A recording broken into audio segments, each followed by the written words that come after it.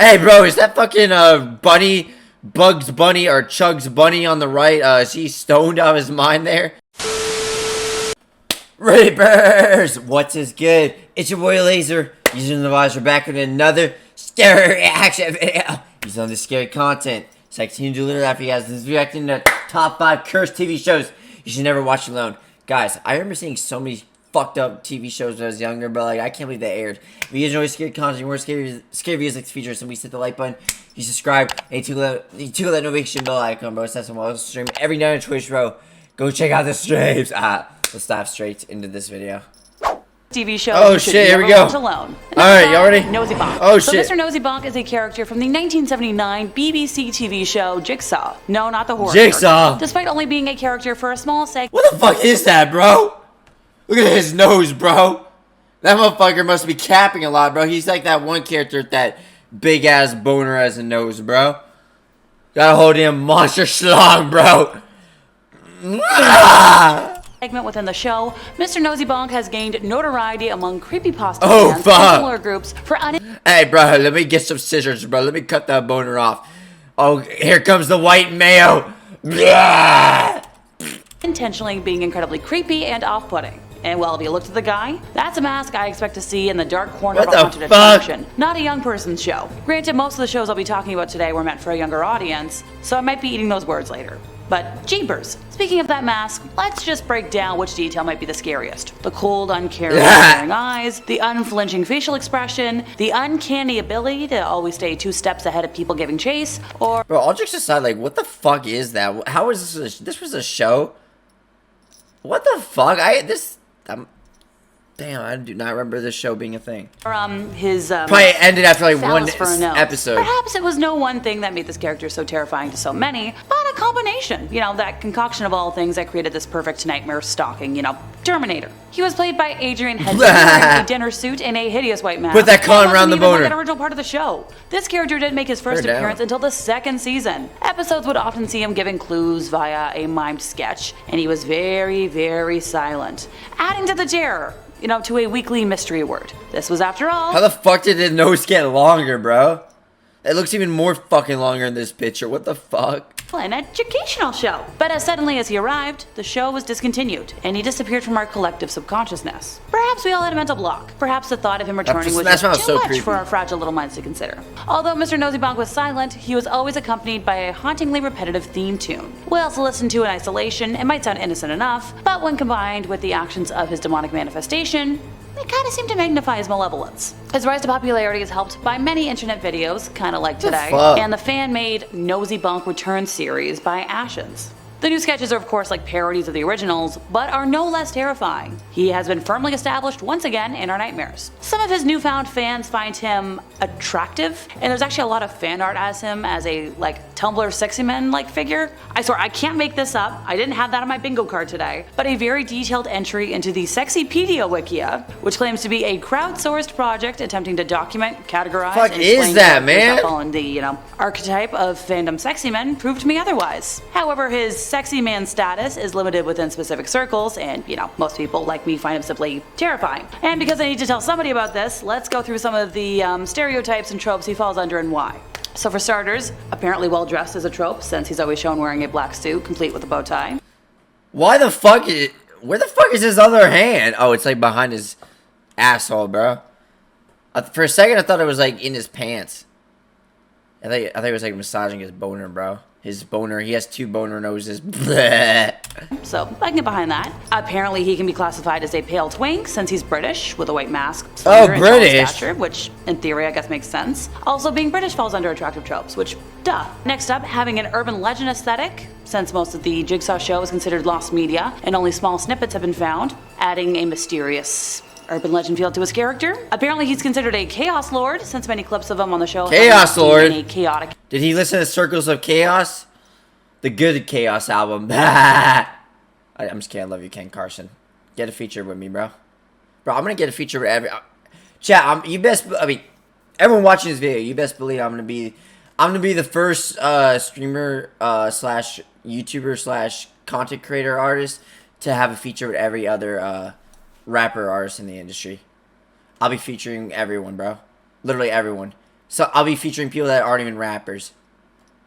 That's how cool I am. I rule the world. In wacky manner, like dancing wildly and growing his signature nose gaze. Once again, I can't make this up. Alrighty, last but certainly not least, he is shipped with 𝐻𝐻𝐻, another popular, disturbing, young folks show character. If you're unfamiliar with the character, just stick around, I'll talk about him more in a second. Number 4, 𝐶𝐈𝐴𝐴. This is a television show that ran from 1979 until 1989 in Czechoslovakia. Is that a rooster? What the fuck is that? It looks like a fucking rooster, like with a wig on. Yeah, it roughly translates to sunshine or little sun, and every episode of the show was divided into 4 segments. The first would feature 𝐶𝐈𝐴𝐴 herself, who was portrayed as a sunshine hand puppet, explaining the theme of the episode and would also pop up during transitions. The second featured the character of 𝐻𝐻𝐻, and the other half to 𝐬𝐸Z𝐜𝐵 apparently. He was created as a parody of the elderly and politicians, and would often interact with the young folks on set, but would sometimes appear by himself as well. When with, young people, he would attempt to engage in the activities that they were being taught, but fail each time. Sometimes he would try to mislead the audience with false information, only to be rebuked by the young people. The third segment in the show featured young folks being taught lessons with 𝐻𝐻𝐻, and the fourth was a random puppet show, featuring more really creepy hand puppets. It's interesting to me visually, since the puppeteers would use their fingers to maneuver the puppets on a set, like they would actually just move them around. Some of the puppets also use a finger for the nose, as most notable with a mouse puppet seen in one episode. Now, 𝐻𝐻𝐻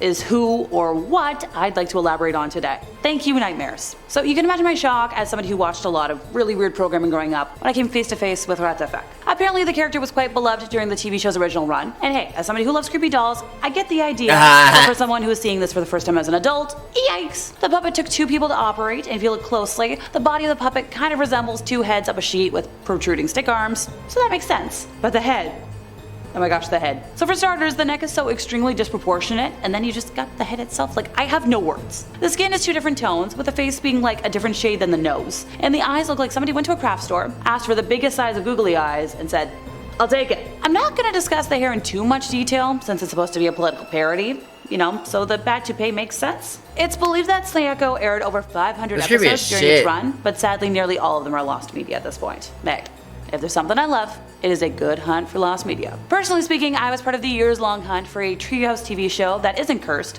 called My Special Book. And honest to goodness, until October of 2020, all that existed online of the show was a listing archived on the YTV website and a single screenshot on a random Korean blog. Thankfully, almost if not all of the episodes have now been found and uploaded to YouTube, unlike 𝐶𝐈𝐴𝐴, where only several episodes have been archived to date, so fingers crossed more resurface soon. Number 3, 𝐻𝐻𝐻. So this was a British television series that ran on BBC from 1986 to 1988. The show, which is set in the fictional town of Puzzleopolis, featured 𝐻𝐻𝐻, an alien magician, Wooly, his rabbit friend, Paul Daniels, who owned his theater named Paul's Playhouse.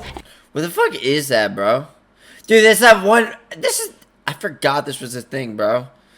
Hey, bro, is that fucking Bunny, Bugs Bunny, or Chugs Bunny on the right? Is he stoned out of his mind there? Look at those red eyes, bro. You have some moon rocks. Give me some of that, bitch.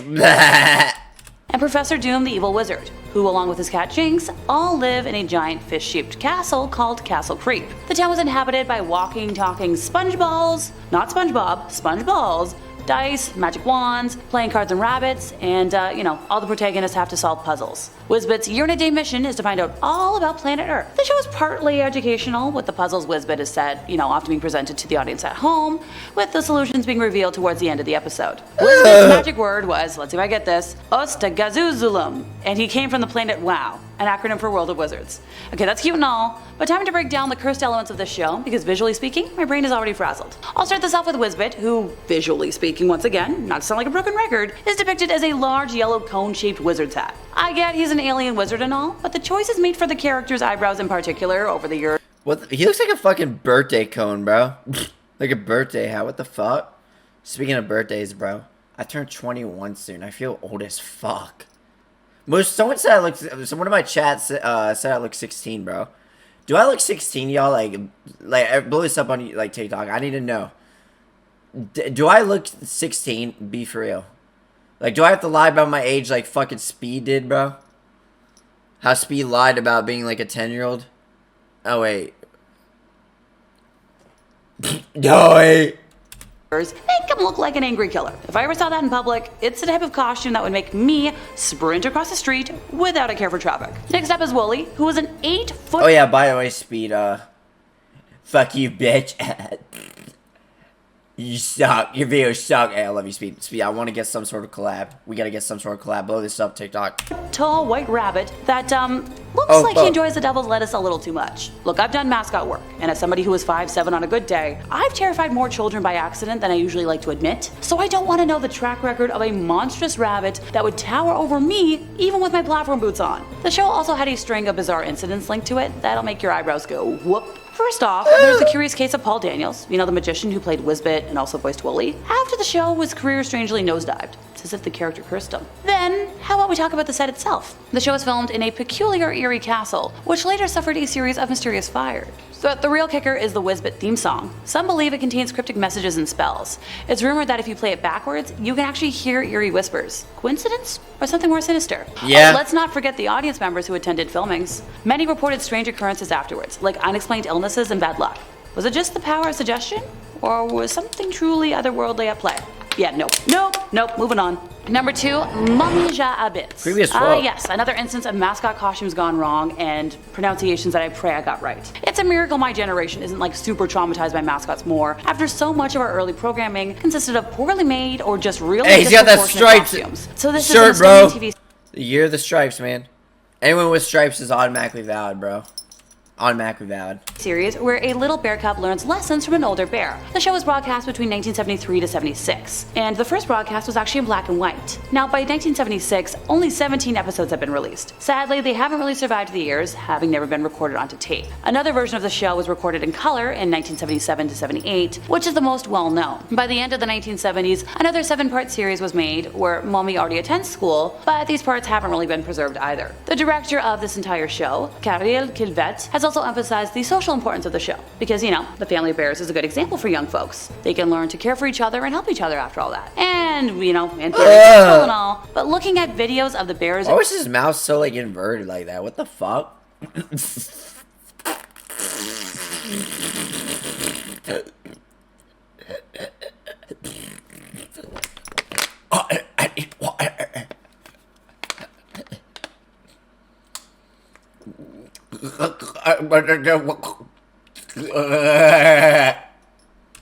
Genuinely gave me nightmares last night. Mascot heads with moving mouths tend to either be really good or absolutely heinous, and this falls into the latter category. The grown-up bear's head is also quite disproportionate to the human body, making it all the more monstrous and terrifying to look at. You can tell the performers in the show are trying to do their best, even though they cannot see well out of their heads. I'm just thinking of one of my other videos when I said that shit, dude. It's making me laugh like crazy right now. Like, bro, I just be thinking of the dumb shit I've done in my other videos, bro. It just be making me crack up and shit, bro. Like, that's how it be when I react to my videos. Like, I just be randomly thinking of other shit I've done, bro. Fuck no. But the awkward movements and spatial awareness make this completely random. I just had to say that. Book. Number 1, 𝐴𝐶 I'm ending today with something a little less terrifying, and that's because I can't afford to stay up all night tonight with my brain spinning. I just can't. This show is a Finnish puppet television show based on a series of books written by Tuula Kalliomäki and aired on TV between 1999. Why do you have that look, bro? By the way, I know my green screen's kind of shit right now. It's weird. Like, sometimes it's good, sometimes it's shit. I know I could change it too, but it'll be shit no matter what sometimes. But why the fuck is he giving that look? It's creepy as fuck. To 2001. Now, this show is especially remembered for the character Morso, whose young viewers at the time deemed scary. The show follows the daily life of 3 characters: 𝐴𝐶, the donkey; Morso, a creature of unknown species; and Muru, the cat. 𝐴𝐶 is very young and shy and lives alone in a small house, and is terrified of creatures known as morsos. However, after meeting Morso, this fear disappears, and he grows more confident. Muru is very stubborn and strong-willed, and meets 𝐴𝐶 and Morso in the 4th episode of the show. Morso is very wise and patient, and calms the situation in which, you know, 𝐴𝐶 and Morso find themselves in. There's a cuckoo clock also that shows up every once in a while. The director noted that the TV show was about accepting differences, and that the puppet maker intentionally made Morso scary because, you know, 𝐴𝐶 had to be afraid of him at first. And well, objective completed. Morso looks like a gray alien mixed with the Phantom of the Paradise mask. Oh, dang it all, there go the nightmares. Honorable mentions go to a similar Canadian puppet, 𝐼𝐭'𝐬 from Life Skills. This is a lovely example of, you know, the early 2000s young people's programming that featured a puppet whose image will be scorched into one's brain forever and ever. And that brings us to the end of our time, and if you want more content like Well, guys, this video. I hope you guys enjoyed it. Guys, those videos had me absolutely shook. If you guys enjoy scary content and you guys want more scary videos like the feature you to do, I'll see you in the next one. Peace!